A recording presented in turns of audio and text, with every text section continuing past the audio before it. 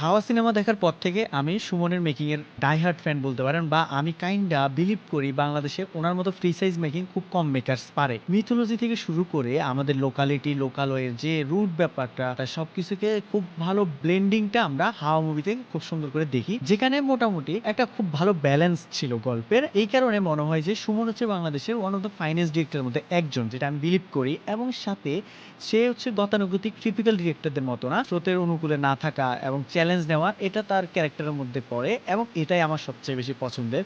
এবং তার জন্যই সে আমার পছন্দের ডিরেক্টরদের মধ্যে একজন। এবং এই ঈদের রোহিত সিনেমাটিতেও সুমন ঠিক সেম কাজটা করেছে। নতুন একটা এক্সপ্লোরিং ব্যাপার বা নতুন কোনো একটা কনটেক্সট, এবং দেখে ট্রেলার যখন লঞ্চ হয়েছে আমরাও ভাবলাম যে ওকে, কিছু একটা ভালো কিছু আসতে যাচ্ছে, এই এক্সপেকটেশনটা গ্রো করে। রোহিত গল্পে সাধু এবং সাধু বইয়ের ক্যারেক্টারের মাধ্যমে অ্যাডাম এবং ইভের যে মিথোলজিক্যাল ব্যাপার সেটাকে কানেক্ট করার চেষ্টা করা হয়েছে, এবং সাথে ফরবিডেন ফুটের প্রতীক হিসেবে ছিল রোহিত গল্পে তাল। এবং আমাদের দেশে এই টাইপসের গল্প বলা অনেকাংশ রিস্কি, কারণ কোনো ন্যারেটিভ ছাড়া জাস্ট ফর মেটাফোর বেসড গল্প বলা, যে টাইপসের অডিয়েন্স এই গল্পগুলো ডিমান্ড করে, সেই অডিয়েন্সটা আমরা অতটুকু পর্যন্ত যেতে পারছি কিনা এটা একটা কোয়েশ্চেন। কারণ এই টাইপসের গল্পগুলা দুই টাইপসের অডিয়েন্স আছে, যে এক, তারা এই অ্যাপ্রোচটা দেখার পর সাথে সাথে সাথে গার্বেজ বলবে, এবং আরেক অংশ যেটা মোটামুটি সিগনিফিকেন্টলি অ্যামাউন্টে কম, তারা হয়তো এই মুভির অরিজিনাল টেস্টটা বুঝতে পারবে। এবং এই দুই শ্রেণীর কারো কোনো দোষ নেই, এবং দুইটাই একটা বাস্তবতা, এবং দুইটারই দরকার আছে আমাদের সোসাইটিতে, এবং সবাই মিলে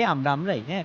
সো আপনি কোন শ্রেণীতে থাকেন এটা বোঝার জন্য আপনাকে অবশ্যই মুভিটা দেখতে হবে। এবং এটা অনেকটা এটুকুর প্রোডাকশনের ভাইব দেয়, কারণ যারা এটুকুরের মুভিগুলা আপনারা এক্সপ্লোর করছেন তারা বুঝবেন যে ডার্ক সিনেমাটোগ্রাফি বা একটা লন রিলিয়ার স্টোরি টেলিং সবকিছু মিলিয়ে এটুকুরের যে ব্যাপারটা থাকে, সে ব্যাপারটার অ্যাপ্রোচ রোহিদের মধ্যে অবশ্যই রয়েছে। রোহিদে মিল পাওয়া যায় রবার্ট এডগার্সের দ্য উইচের 2015 সালের অত্যন্ত সুন্দর মুভিগুলোর মধ্যে একটি। রবার্ট এডগার্সনকে যারা চেনেন তারা জানেন আর্ট হরর ফিল্ম তৈরিতে উনি এক প্রকার অসমকক্ষ। দ্য উইচের দেখা যায় একটা পরিবার লোকালয় থেকে বেশ দূরে একটি বনে থাকে, সেখানে ওরা অনেক সিনিস্টার জিনিসপত্র ফেস করে। রোহিদও তাই সাধু ও তার বউ গ্রাম থেকে অনেক দূরে থাকে, ওদের মধ্যে একটা ইমোশনাল ভয়েড তৈরি হয়। দর্শকদের মনে প্রশ্ন জন্মায়, সাধু কি আদৌ তার বউকে চাই? দ্য উইচে ব্ল্যাক ক্লিপ নামে একটি ছাগল ছিল, যাকে এভিল সিম্বল দেখানো হয়, আর রোহিদেও কিন্তু সাধু বইয়ের এক ছাগল আছে। দুই ফিল্মে নারীদের বিপজ্জনক রহস্যময় কিছু এমন আকার দেখানো হয়, সাধুর বউকে পাগল বলা হয়, অপয়া ভাবা হয়, ওর সংস্পর্শে গেলে বাজে কিছু হবে,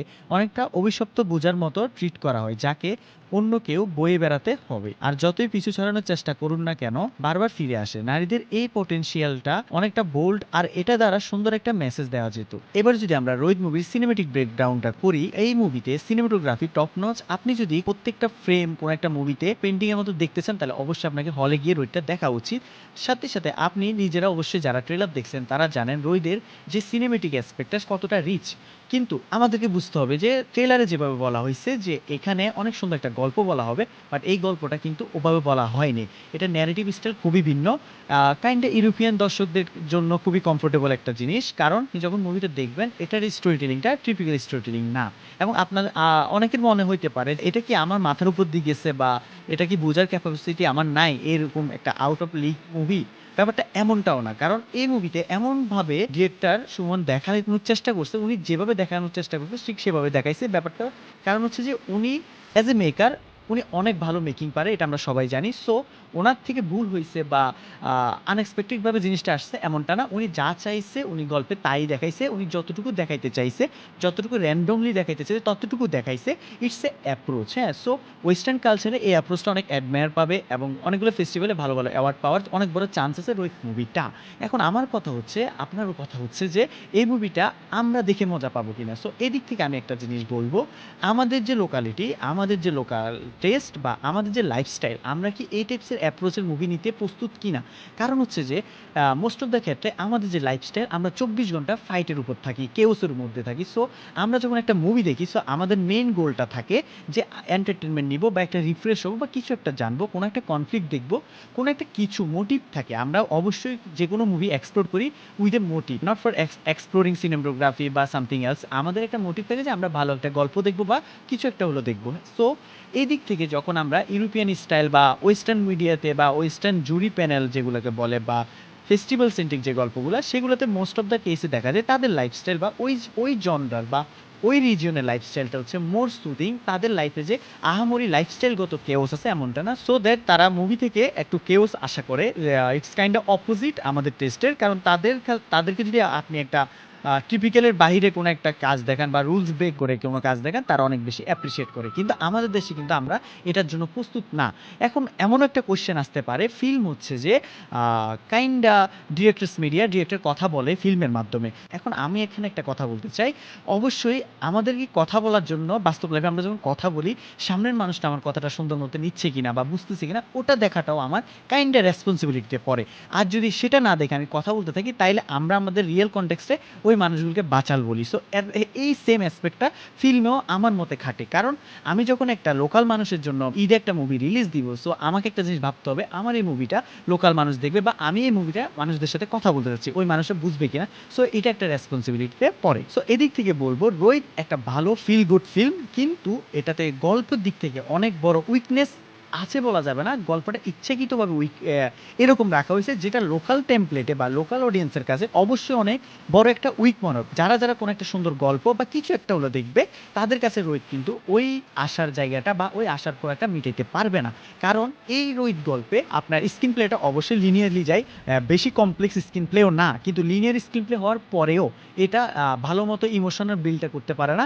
এবং অনেকে বলতে পারে ইমোশন বিল্ড করার জন্য উনি চাইয়ে নেই। হ্যাঁ, এটা ওনার পার্সোনাল ব্যাপার যে উনি চাই নেই এই ইমোশনটা বিল্ড করতে। কিন্তু আমরা যখন as a audience, most of the case around 99% audience emotion অবশ্যই ওয়ার্ক করাইতে হবে। দ্যাট ইজ কল ফিল্ম আমাকে অবশ্যই ইমোশনালি টাচ করে আমাকে ওই জগতে নিয়ে যাইতে হবে, যেন আমি ওই জগৎটা ফিল করতে পারি। সো এই জায়গা থেকে অবশ্যই রোহিত কিছুটা পিছনে পড়ে যায়। এবং সাথে সাথে রোহিতের one of the finest success হচ্ছে যে রোহিত অডিয়েন্সকে ধরে রাখতে পারে যে কিছু একটা হবে, কোনো একটা কনফ্লিক্ট হবে because of the log line. কারণ একটা সাধু এবং তার পাগলা বইয়ের যে গল্পটা এবং তাদের পারফরমেন্সটা এত নিখুঁত, তারা এত সুন্দর অ্যাক্টিং করছে।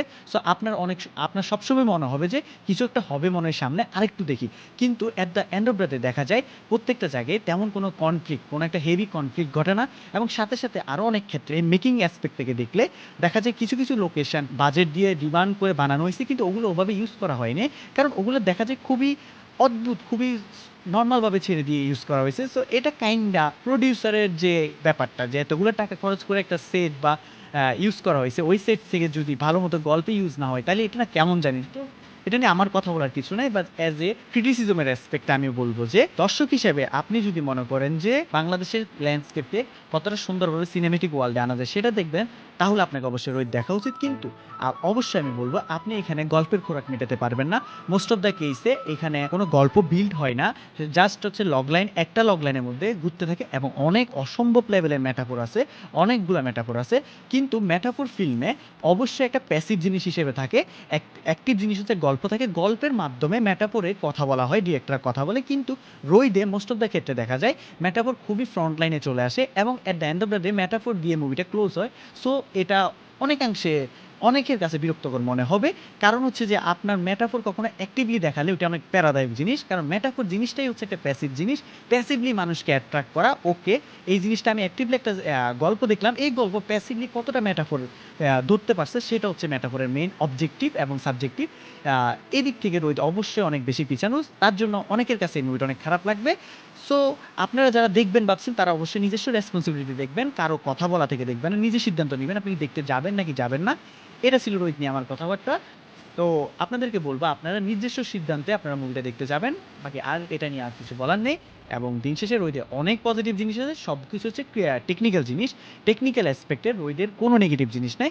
বাট একটা মুভির ব্যাকবোন, গল্প বা স্টোরি টেলিং বা স্ক্রিন প্লে, এই জিনিসগুলোর মধ্যে বিল্ড আপ বা এগুলো ইচ্ছাকৃত এগুলো হয় নেই, মানে এগুলো হওয়ানো হয় নেই, এটা বলা যাবে না হয় নেই। কারণ ওনার মেকিং স্কিলটা অনেক ভালো এবং বোঝা যাচ্ছে উনি ইন্টেনশনালি জিনিসটা এভাবে রাখছে।